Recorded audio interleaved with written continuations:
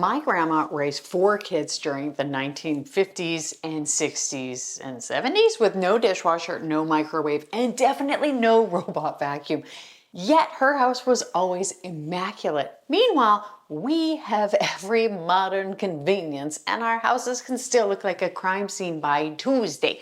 So I decided to study what grandmas actually did differently to get such great results. Here are 9 simple rules that modern people are finally catching on to. So this feels very Little House on the Prairie, and I will admit that in my house, I was not big on aprons before. I was more of a like, oops, I ruined my clothes again with a grease stain and deal with it later kind of family. And I remember one time my great aunt talking about how she was no longer going to clean without an apron because she kept ruining her clothes, and I really liked that.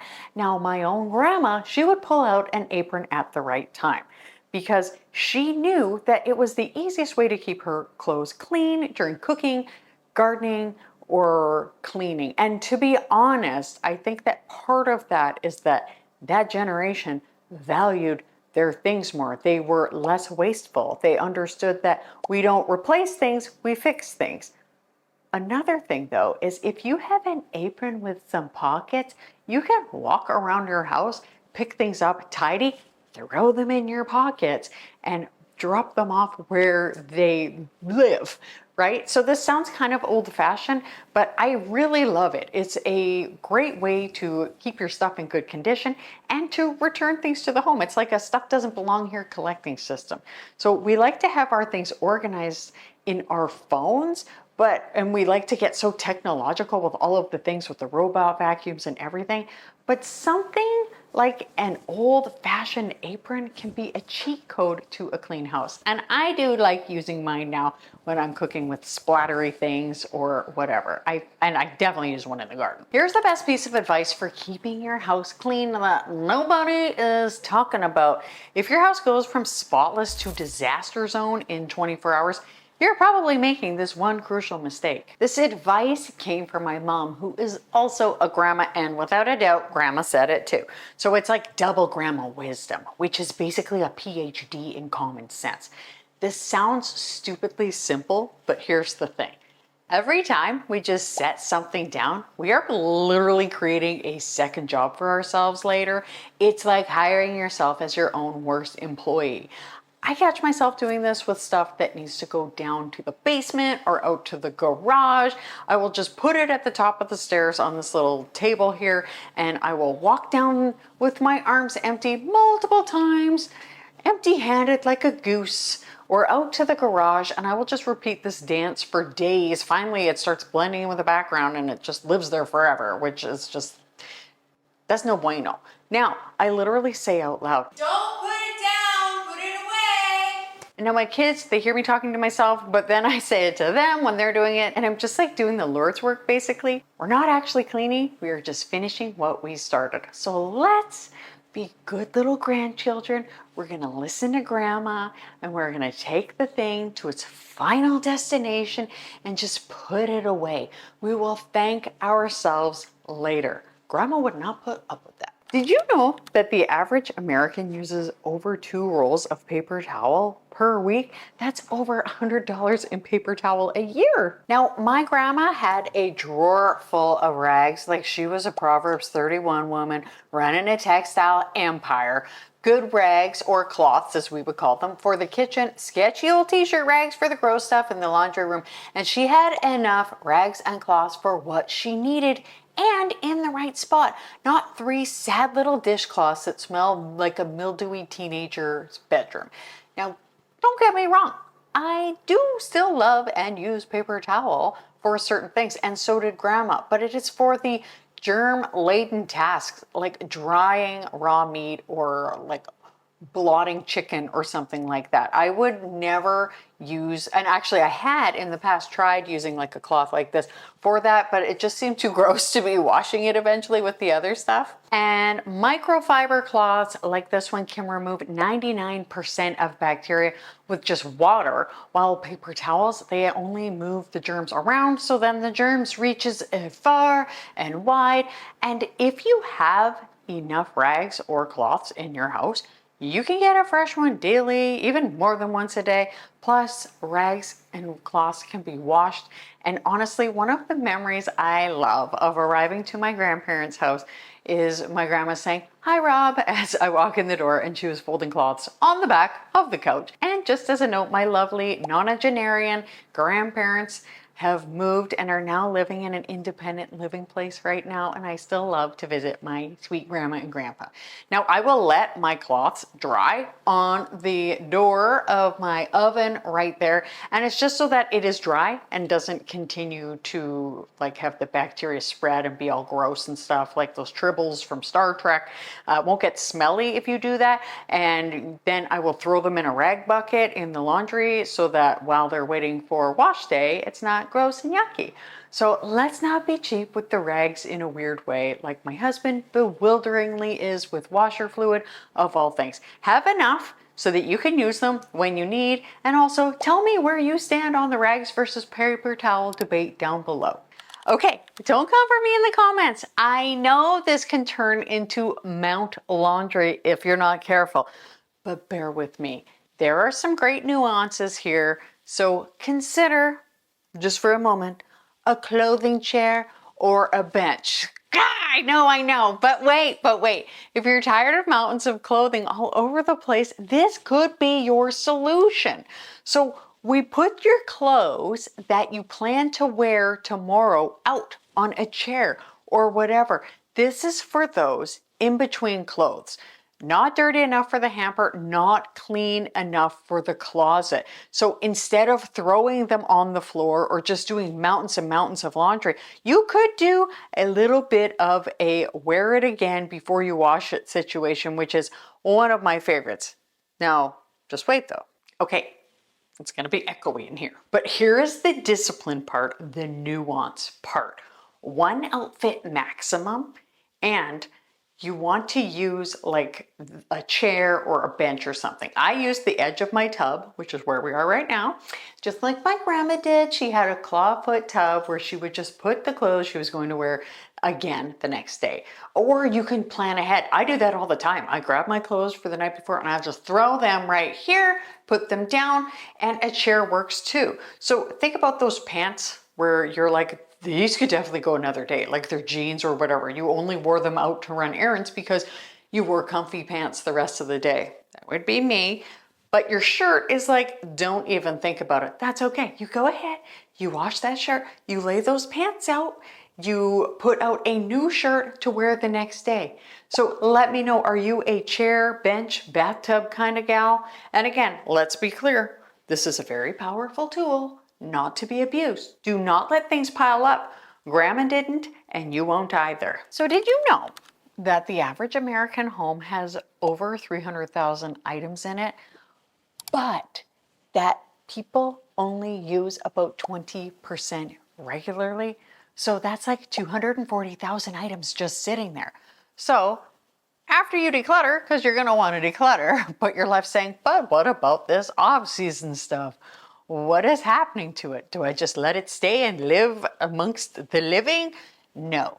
Grandma was creative and she kept things according to the season. She was organized. So let's be like Grandma. Grandma rotated everything. Winter gear, summer clothes, even kitchen stuff.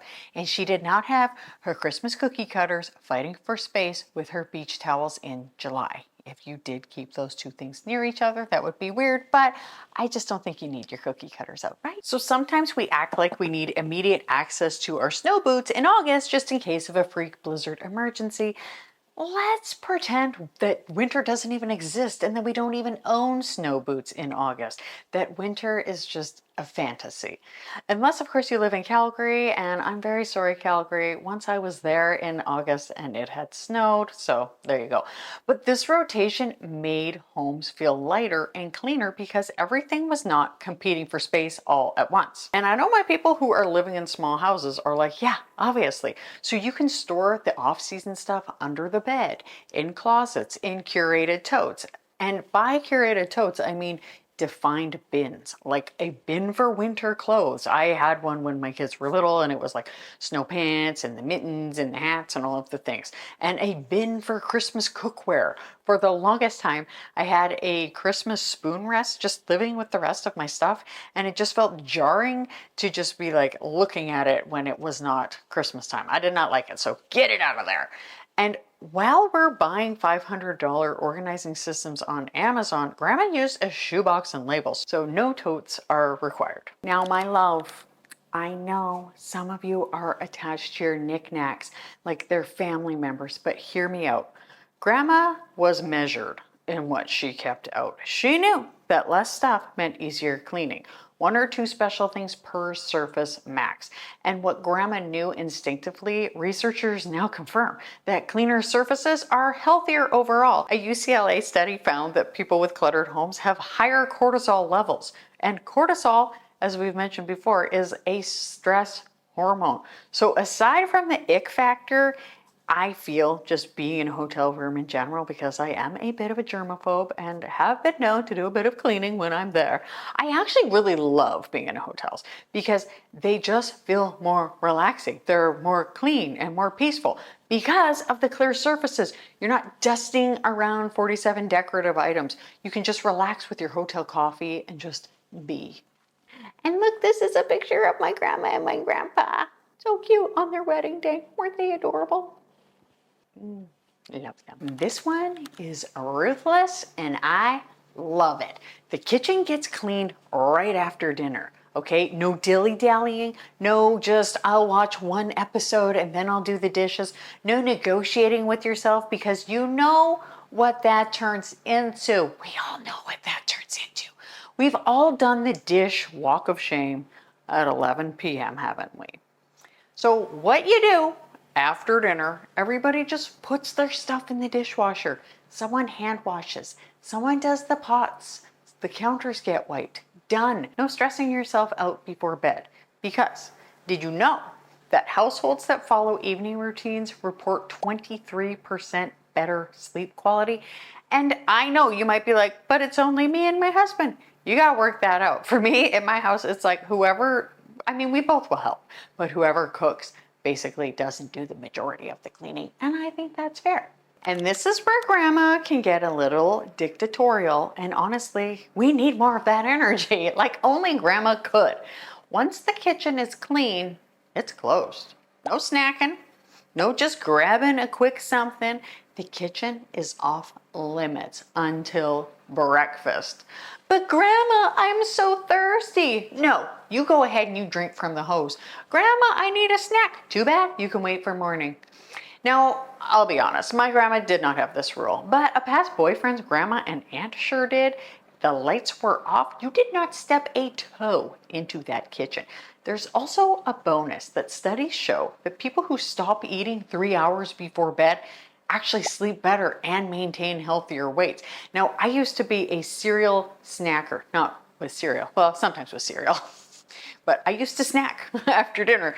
And I'd say about 3 years ago, I stopped doing that. I started with intermittent fasting, but then I just kept the no eating after dinner thing. I now eat breakfast closer to 9 a.m., so it's not long of a fast. But not eating after dinner, first of all, I wake up to a clean kitchen.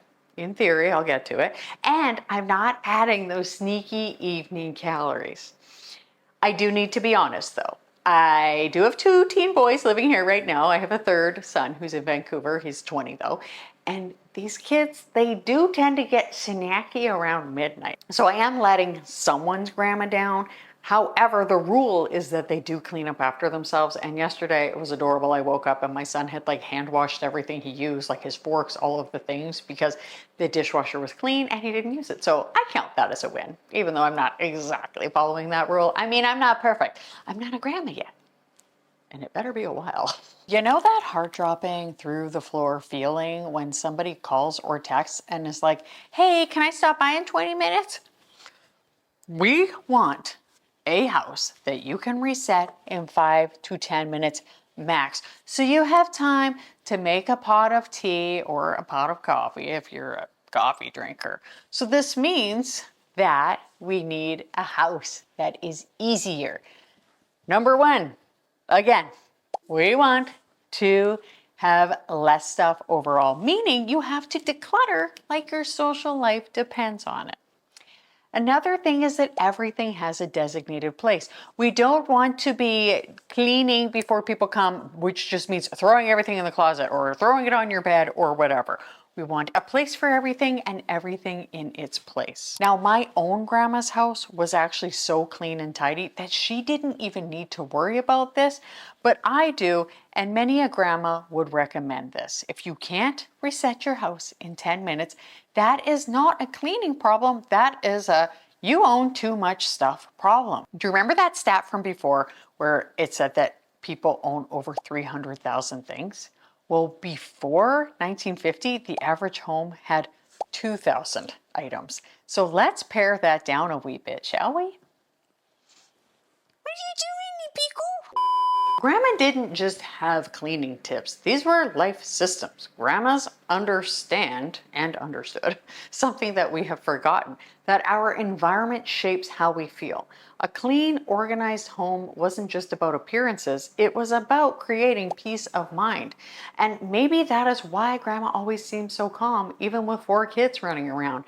And you know who else knows what they're doing and how to keep a home running? The Amish. Their cleaning system is dialed in, so you can watch that right here. And if you got value from this, please like and subscribe. I'd love a hype too. That's a fun little feature. I hope something great happens for you today. Stay tidy and mighty. Thank you so much for watching, and I'll see you next time. Bye.